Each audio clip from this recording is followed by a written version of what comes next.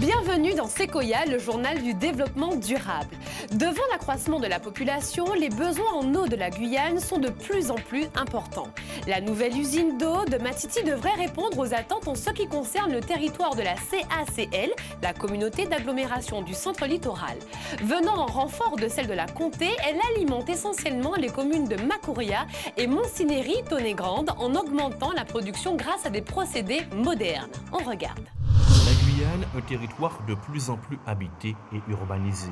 Conséquence, les besoins sont grandissants. Besoins en logement, en électricité et en eau potable. Les 6 communes qui composent la communauté d'agglomération du centre littoral sont concernées. Implantée sur 6 hectares à Matiti, sur le territoire de la commune de Makouria, la nouvelle unité de traitement, de production et d'alimentation en eau potable vient en complément de celle de la Comté. Elle permet surtout d'alimenter Makouria et Montsinéry-Tonnegrande en sécurisant la ressource et en augmentant la production grâce à des procédés modernes. Lors de la conception de cette usine, nous avons pensé beaucoup à diminuer l'utilisation de l'énergie. Vous avez vu que sur les 9 km de tuyaux de pompage eau brute, nous ne pompons que sur 2 km un réservoir sur une hauteur. Et à partir de ce réservoir, les 7 autres kilomètres sont gravitaires. Le système de traitement est aussi très peu consommateur d'énergie. Donc on peut dire qu'on s'inscrit réellement dans le développement durable. Et puis surtout, c'est une usine qui va produire 24 millions de litres jour. C'est une usine qui va produire une eau de qualité. C'est ici, dans le fleuve Kourou, que l'eau sera captée. Puis elle sera ensuite stockée dans un réservoir avant de parcourir 9 km de canalisation pour arriver à l'usine. Le précieux liquide sera traité sans polymère et avec un minimum de chlore.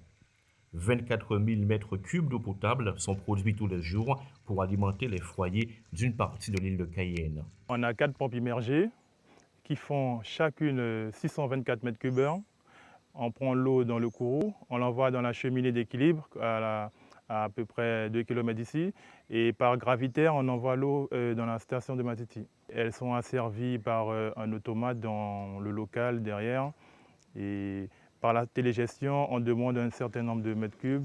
Le coût total de l'opération atteint les 50 millions d'euros grâce à un financement croisé porté par l'Europe, l'Agence française de développement, la région Guyane et la CACL. Question, compte tenu de l'augmentation de la population sur le territoire de la CACL, cette nouvelle usine ne va-t-elle pas arriver très rapidement à saturation? Cette usine est un complément par rapport à la Comté. Je rappelle que la Comté, c'est quand même 35 millions de litres, celle-là 24 millions de litres jour. Et donc c'est un complément. En plus, quand on ajoute l'autre usine de Rorota qui fait 5 millions de litres jour, je pense qu'on peut encore tenir pas mal d'années, mais surtout, on travaille sur la diminution de la consommation, mieux maîtriser le gaspillage. Autre bonne nouvelle pour les abonnés, la construction de cette nouvelle usine ne devrait pas plomber la facture d'eau. Merci de nous avoir suivis. Ainsi s'achève Sequoia, le journal du développement durable. Et n'oubliez pas, la planète et notre île, protégeons-la.